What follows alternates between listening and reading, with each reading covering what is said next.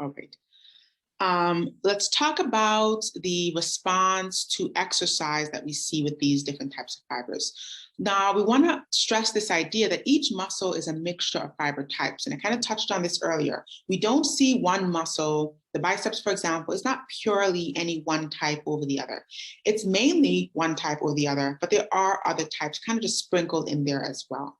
Okay, the proportions can also vary depending on function. So postural muscles, like our soleus muscle, like the erector spinae muscles or the back, those muscles are going to have more slow oxidative fibers as compared to fast glycolytic or fast oxidative fibers, right? They're going to be more for long, sustained contractions, walking for a long period of time, maintaining an erect position, and those muscles are going to be slow oxidative.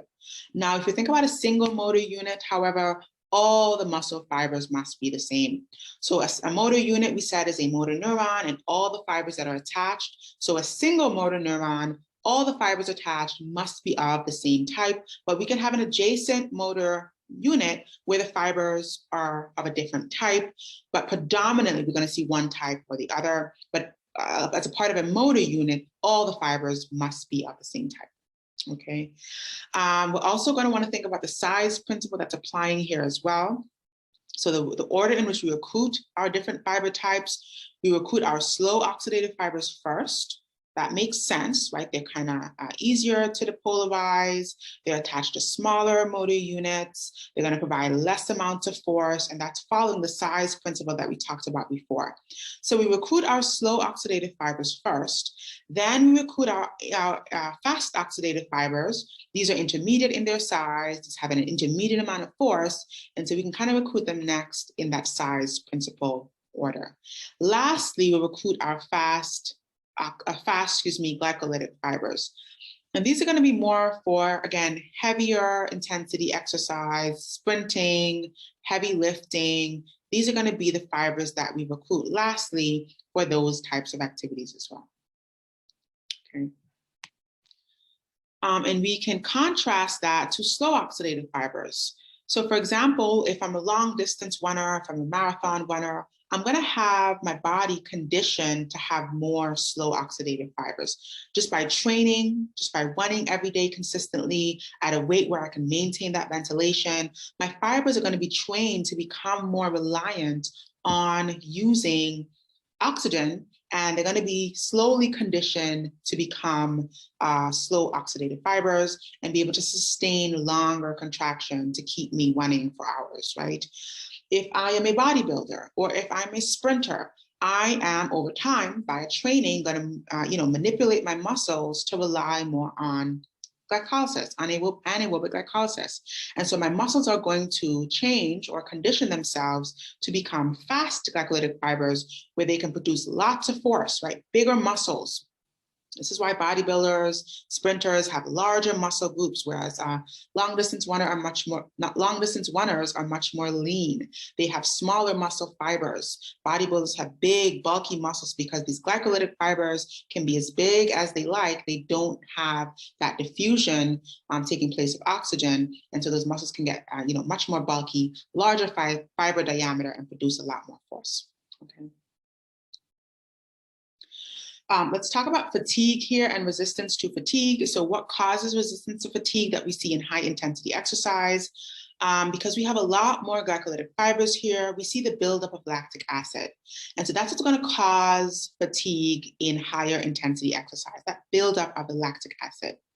We also see stronger contractions. So the muscles here are bigger, they're more bulky, the diameter is bigger, they're producing more force, the contractions are harder, and so they're going to be compressing the blood vessels as well. That is another reason that we see fatigue with these types of intensity exercises. We also see neuromuscular fatigue. Excuse me, so if we recall the neuromuscular junction, where we have to have acetylcholine crossing that junction, binding to the nicotinic receptors, bringing about that end plate potential. After a while of doing these contractions, after a while these heavy, strong, heavy intensity contractions, we can deplete the acetylcholine that's needed for the transmission of that end plate potential. So the neuromuscular fatigue, the depletion of acetylcholine is another reason that we see fatigue in this type of activity and exercise. Lastly, here we see altered enzyme activity. So because of the buildup of lactic acid, which is acidic, acid can denature the enzymes that are required here. We can see altered activity of these enzymes, and that can be another reason that we see fatigue, okay, that acidic environment. Now, this type of fatigue will take typically minutes to hours to recover from, because it kind of happens very quickly. It also kind of resolves very quickly. And so within minutes to hours of resting or regenerating acetylcholine, of clearing out that acid, we stop feeling the burn and we can go back to recovering from that fatigue very quickly. Alternatively, low intensity exercise, the reasons for fatigue are depletion of the energy reserves. So because we're tapping into glycogen here, we're tapping into that reserve. For these lower intensity exercises, we're using oxygen, yes. Oxygen is driving oxidative phosphorylation, but remember, as a part of the initial pathways of oxidative phosphorylation, we still need to use up some glucose to generate or to drive glycolysis, which kind of gives us our carriers and so on that can be shuttled towards oxidative phosphorylation. So we're still reliant in some degree, not just on oxygen alone, but we're still reliant on glycolysis and the breakdown of glycogen. And when we deplete those reserves, we can no longer sustain, even though we're still bringing in oxygen. Okay, this takes a longer time to recover, right? Think about marathon runners. They usually train for a long time for a run, and then after their really long run, they're usually done for maybe about a couple of days, right? It takes a longer time to recover because it takes a longer time to actually ensue. And so you're going to need a couple of days, maybe hours to days in order to fully recover from low intensity exercise. Lastly, here we want to touch on this component or this idea called the psychological fatigue. So because there is a mental component to physical activity and to muscle contraction and muscle activity, there is also a psychological component to fatigue as well. So this is true with athletes. This is true with most competitive sports players. They have this ability to kind of shut off fatigue that would happen in their muscles with that psychological component. So we do have this will to win, which is where you can kind of override your muscles' fatigue or inability to provide contraction with your psychological drive to just kind of push through to the end. Okay, so there is a psychological component there that can either shut off muscle performance. So if you kind of just are not mentally strong, you're not going to be a good athlete, or in the other direction, it can help you be a good athlete. You can kind of push through even when your muscles are physically fatigued. All right. Okay, let's see where we are with time. Lastly, just to look at a little bit more of how fatigue happens. So fatigue is where we stimulate the muscle, and two things can happen. One is we can see that after a period of continuous stimulation, the amount of force that we generate gets less and less and less and less and less. That's one mechanism of fatigue, okay? The second mechanism of fatigue is that after we have fully stimulated a muscle, we have tetanus occur, which is a fully fused contraction. So the muscle is not relaxing at all in between here, right? It's fully fused or completely fused tetanus there. And then we allow the muscle to relax. And then here, what we see is that even after a period of rest, the next time we stimulate this muscle, it's going to fatigue more quickly. It's not going to be able to have that longer period of contraction the way that we saw here.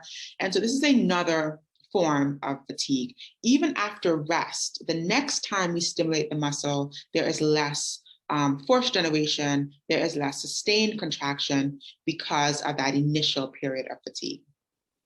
Okay, so there's two different ways that we can experience fatigue, either less force generation happening subsequently or less sustained contraction after a period of initial fatigue. All right, very last thing that we'll say here is basically how we can have long-term responses to muscle from exercise. So this is true again for athletes and bodybuilders and people who train their bodies differently using different types of exercise. So if we're doing lots of aerobic exercises like swimming, we're going to increase the oxidative capacity of our muscles. We're going to convert some fast glycolytic fibers to fast oxidative fibers. So we can convert a fast fiber to a fast fiber. We cannot change the speed of a fiber. We can just change its source of ATP production, so glycolytic to oxidative. We can increase the size and the number of mitochondria in the muscle. We can decrease the fiber diameter of the muscle. We can increase the number of capillaries that's surrounding the muscle. This is why aerobic exercise is better for your heart health. It makes the muscles smaller. They rely on less blood supply, but they also have more capillaries going to them, right? They have more capillaries going to them. They have less of a diffusion barrier for oxygen, and they just are better in terms of the work that we put on the heart. Right. High intensity exercise does the opposite. It's going to decrease oxidative capacity. We're going to convert the oxidative fibers into glycolytic fibers. Again, fast fibers to fast fibers. What we do here is decrease the number of mitochondria, the size of mitochondria. We increase the diameter, again, bulking up. Sprinting, heavy weightlifting does this type of training and conditioning to our muscles. It reduces the resistance to fatigue, so we're not going to be able to do that for very long. These muscles fatigue more quickly. A long distance one is going to have more endurance and more ability to sustain longer contractions. They're going to fatigue less quickly, whereas a sprinter, high intensity weightlifter is going to have more of that fatigue more quickly. Okay. And again, this is another reason why this is so healthy for the heart, to train the muscles to be more aerobic. They rely more on oxygen. You develop and build more capillaries going to those muscles.